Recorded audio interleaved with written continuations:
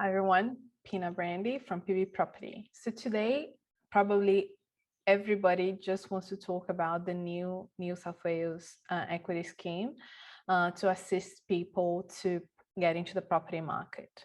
I know some of you must think, oh, it's not going to help, but the issue with housing has been so big that the people they're actually trying to help with this scheme, it's a very niche market that unfortunately they couldn't take advantage of any of the previous things. And this is why they're trying to help this very small part of the population that really needs help. So some people might not agree with that, and that's fine. We live in a free country, but unfortunately, as you can all see and experience, we're living in a very expensive times, and inflation is high and everything is going up, and a lot of people are homeless at the moment. They can't afford either to rent or to live somewhere. So this is where they're coming from.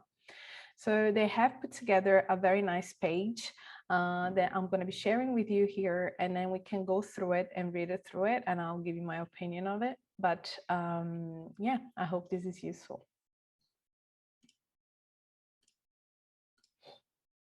Okay, so basically the first thing is that they break it down very easily and simple for people, so you can actually see that they answer a lot of questions, and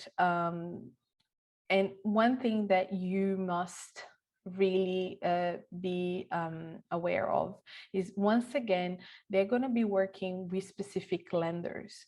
So it's not with any bank. And this is why more than ever, I would say it's important that you actually work with a mortgage broker, because the mortgage brokers will know exactly which lenders and will help you through the process with those lenders.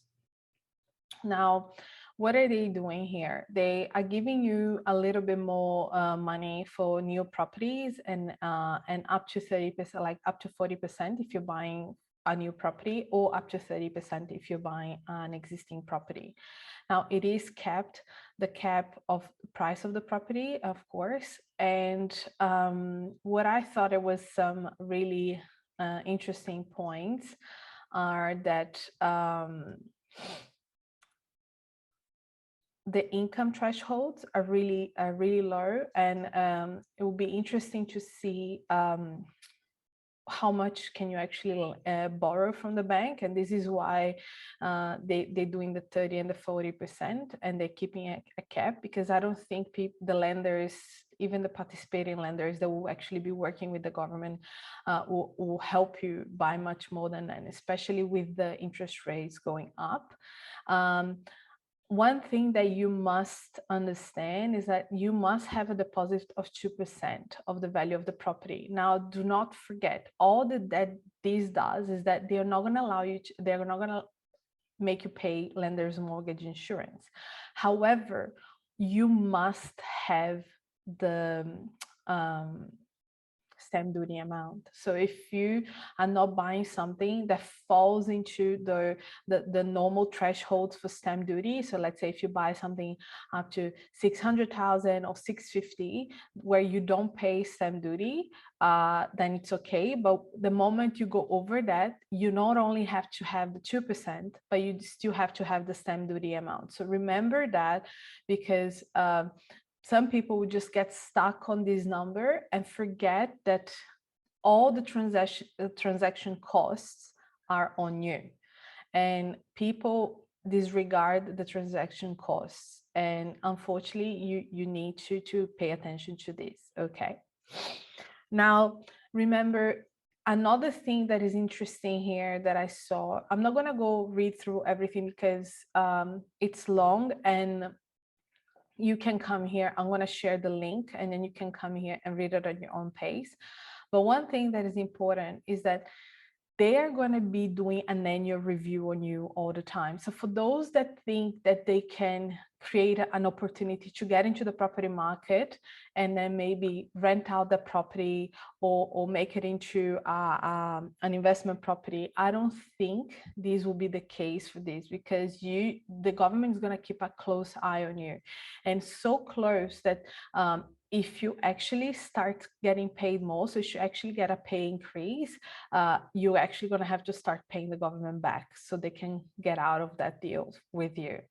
So make sure that you are aware of these things, and this is why I repeat again, this is a scheme to help people and the people that actually need help. It's not for those people trying to be smart and get into the system and buy investment properties. This is not what is this for. This is for those healthcare workers, single parents, older people that haven't had the opportunity yet due to who knows the circumstances, and now they're given an opportunity. Now they're only going to be basically 6,000 spots, because they're talking about 3,000 next year and 3,000 the following financial year. So far that's how many spots we have. Again, just like with the other ones that were created before or during COVID, and now they have been extended and more spots created, maybe this is just a trialing period so the government can see if it's going to work or not. These are the, I think it's very good that you go through the frequent asked questions, because a lot of people think that they might be able to get, because this is for New South Wales only. Like when Labor got into the government, they created something like that nationwide. So and one of the questions, like, can I get both? No, like it's either one or the other. So go through this, have a look, and I think the page is really like simple and well done. I don't think they have yet all the final details.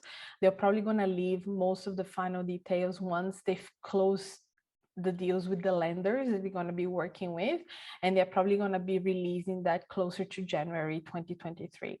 But I thought I wanted to do this video just to show you that it's interesting to see how much the government gives priority to housing, and this is because, unfortunately, with time, this is the only asset that a person in Australia will ever have in their life. It's their own home, and people that are in those sorts of salaries or circumstances mean that they're not going to have big super. They're not going to have a lot of cash to retire on, and that house might be the only asset they will ever have. So in the future they can downsize, sell out, and get their money out and put it in their super and live off that.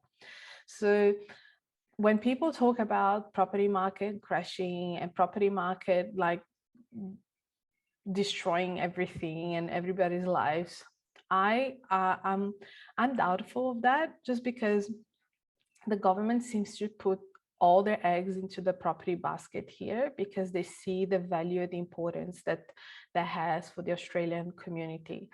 But again, maybe I haven't had enough time in Australia to see anything like that. I would love to know your opinion, and yeah, leave a question or comment below, and thank you for watching.